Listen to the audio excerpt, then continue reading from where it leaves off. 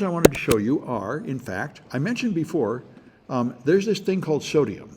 Sodium library is the one you use. This is what we should all be using. If you just want to use the latest algorithm and you don't really want to worry about which algorithm or how long the key should be or anything, that's what sodium is for. The sodium library just chooses the best known encryption and gives it to you with the minimum grief. And you can do it in a Python environment. And it occurred to me, maybe you can do it in Google Colab. Now, I did it on Linux, which is fine, but I realized not every student in this class is using Linux. So I thought we might try to do it in Google Colab, which is the online Python environment. So I don't know if this is going to work, but I figure I'd give it a try. Here's the part that sort of troubles me.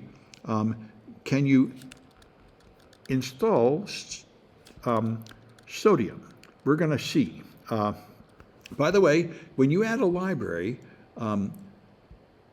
where you install sodium, what you have to do, a lot of us are used in Python to doing this, pip install library. You can't do that anymore. Nobody will let you do that, because if you do that, it adds that library to your base install of Python and affects all future Python projects on that machine.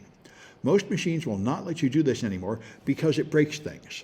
You install a library and it needs a different library. So first you have to create a virtual environment. With this, you make a virtual environment, and then when you install it, it only affects this virtual environment of Python. It's like a virtual machine, like a container. So this library is only in there, and other libraries are left in the host. Attaching libraries to the main host is considered a sloppy practice and no longer easy to do. So I don't know, this is the part that I don't know what's going to happen in this Google Colab. So let's see if I can just import sodium. That would be nice. It might already be included here. That would be handy. So it's going to take a minute or so to spin up a container for me to use with some memory and stuff. And then it's going to tell me no module named NACL. Okay, I need to install it. So let's see if I can do this. Pip install pynacl. And in order to do that, I have to use an exclamation point, because that is not a Python command. That's a bash shell command. But that would be, yep, there it is, pip install NACL. In fact, the AI filled it in for me, which is a good sign. This has a built-in AI. And the AI figured I needed it because it read that error message. So that's, maybe it'll work, just a bang pip install NACL. Hopefully I don't have to make a virtual environment. No module found NACL. Oh, it's pynacl, I think. Pynacl. Oh, that was the AI got it wrong. But you can tell the AI did it, not me. I didn't have this. So the AI guessed. And it didn't get it right because for some reason the name of it is pynacl, but you import it with NACL. Okay. Anyway. And then you should fix also the second command, right? Well, it did. If I let the AI, yes, but that AI didn't let the AI do it. It looks like it worked. Okay. So this is how you do it. So now I have NACL. Good. All right. That's the sodium library, like I say. And so therefore, I should be able to do this. So I have to import these libraries. And then I can... all right, let's just do all this. This is working, so we can use this environment. In case people don't have a local install of Linux, you don't really need one. You can use this cloud environment. So I import the stuff we need from the NACL library, and then I just do directories, which should have printed. Well, it looks like I'm going to have to, that's interesting. Oh, I see. I guess I'm going to have to do print. Right, it's not listening to me. Print. All right, I thought it would print. In the interactive mode, it automatically prints everything, but this is, I guess, more like the mode where you save a file. I'm not exactly sure what mode we're in here, but it looks like I have to add print statements to see the results. There, let's try that. This will just give me information about NACL. Okay, so the first one gives me a list of the, a directory shows you all the methods. So there's something called secret in NACL, and here's various things you can do with it. And there's something called secret box. And here's what you can do with that, things like key size and other things. So here I can print the key size, and the key size is 32 bytes. So that's the key for the secret for the sodium library. Like I say, it automatically chooses the size of the key and the algorithm and everything to be the best one. So you can figure out what it's doing by running help. And I guess I better put a print in it. So let me make another block of code and print help. All right. There we are. Here's the help message. And so it tells you the secret box encrypts and decrypts messages using the given secret key. All right. And it'll tell you, if you care, all about what algorithm it's using and stuff, but you don't really need to know. Now we just need to derive a key. So, password hash is here. We're going to derive the key from a password. This is a recommended procedure. This is what you typically do. The user types in a password, then you convert it into a key. You could get a key another way by making it random or something, but this is often what you do. So you can see what happens here, and I'm just going to skip that directory stuff and go to the help message, just so we can see a description of what's going on here. And I have to print this apparently in this environment. It isn't going to automatically print. Oh, I can make that bigger. All right, there. And now I run that, and there it goes. Here's help on the function. So key derivation function has password and so on. And you can adjust parameters, but it automatically has default values that are good. So it'll tell you information about the salt and all that jazz.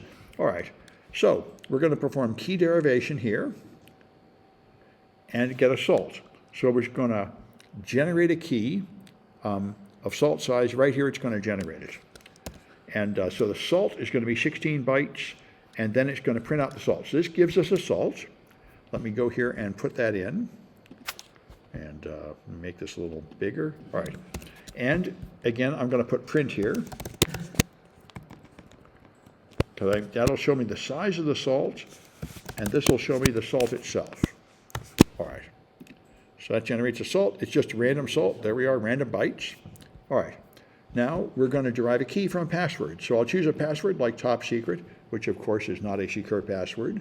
But based on that password, I will now generate a key, including the salt, which is good. That means if somebody else uses the same password, they'll get a different key because they have a different salt, just like password hashing.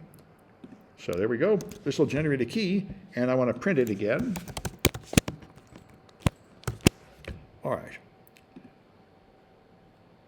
So it takes some time. Remember, notice it took several seconds. This is intentional.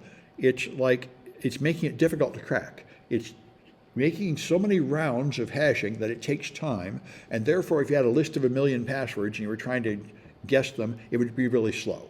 You always make it so it takes some time. So here it creates a key, and it's again just a bunch of random bytes. All right, now we can now encrypt a message. My plain text is going to be hello. Then I just create a thing called box, which is the secret box of the key, and then I create ciphertext, and I'll print the ciphertext. And the only thing missing is the word print around this. I might go and add that to the code because it wouldn't hurt even in the interactive mode to put in the print explicitly. Okay, there's the encrypted stuff, which is of course just a bunch of random bytes, as it should be. And now you can decrypt it. That stuff is in ciphertext. So to decrypt it, you just call box decrypt. You call box encrypt to encrypt it and box decrypt to decrypt it. And you don't really need to know or care what algorithm you're using or how long the key is or anything. It figures all that out for you. The defaults are chosen to be what's currently recommended. And I'm hoping when we go to quantum, post-quantum, there'll be something like this. It just automatically sets all the parameters. That's much more practical than expecting ordinary people to figure it out. You just give me an algorithm that will just choose good parameters. This is much more practical for people who just want to get the job done. You can now encrypt and decrypt, and you are using the latest routine with long enough algorithm, long enough keys and all that jazz without having to worry about it. That's the idea. Now, of course, you typically don't want to move this binary data. It's hard to move. It's better to put it in base 64. Then you can print it out and email it and stuff. So you can import base 64, and this will give you the ciphertext in to base 64 and back. So that's more commonly the way you do it. And once again, I'll add the print command to these ones that had it implied it would work in an interactive Python environment, but not this environment. There we are. So there's the base 64 encoded ciphertext, and here's the original stuff, which should match one of these decoded. Okay. Yeah, decoded, and this is ciphertext.